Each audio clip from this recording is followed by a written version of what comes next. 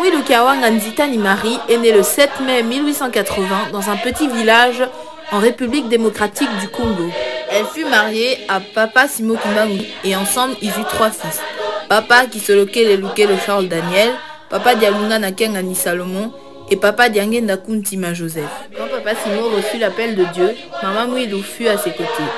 Mais elle ne pouvait ni entendre ni voir la personne avec qui son mari discutait.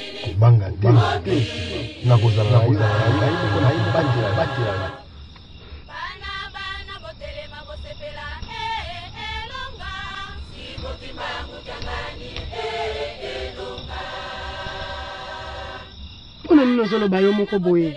Pona nino vandi kimia boye Simoni yebisa ngai. Kolo Yesu. Kolo Yesu. Alingini. Azali kosenge pai na ngai na tambisa bampate na ye. Kasi ngai nazali koboya. Ya solo nkole sozo solola na yo. Pona nini kaka pai na yo. Kole so kufeli ka bambula ebele. Eloko nini atina oyo zana yango. Poka nkole sa solola na yo.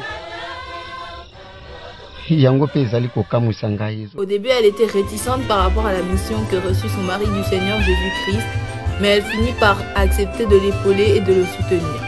Le 6 avril 1921, elle sonna la cloche qui annonça le début du ministère de Papa Simo Kimbangu.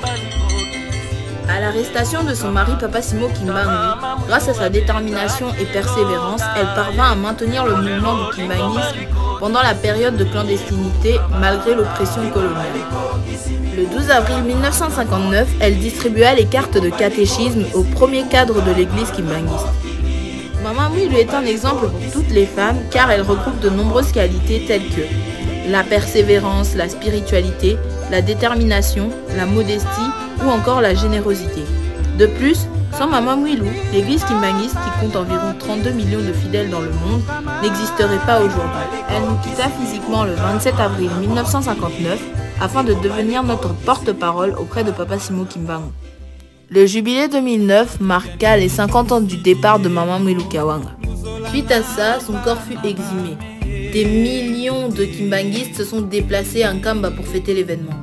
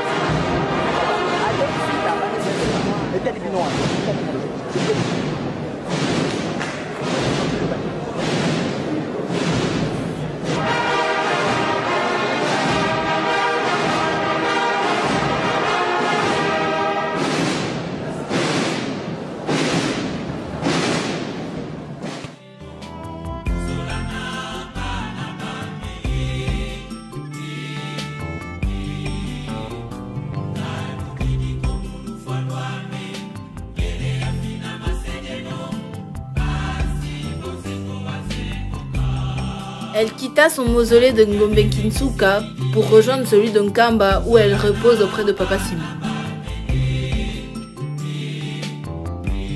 Voici quelques extraits des festivités du 27 avril 2021.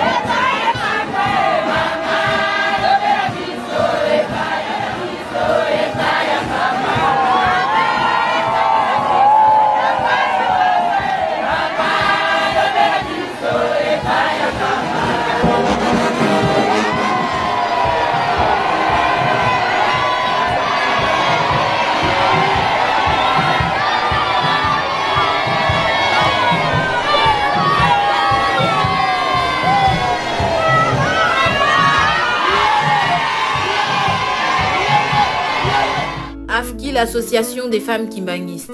La femme kimbanguiste a un rôle très important au sein de l'église.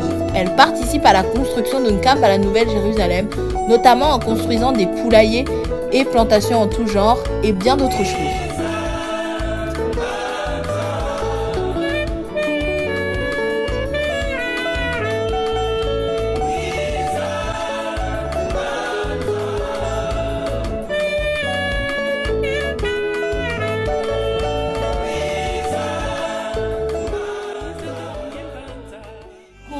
Le comportement des femmes kimbanguistes.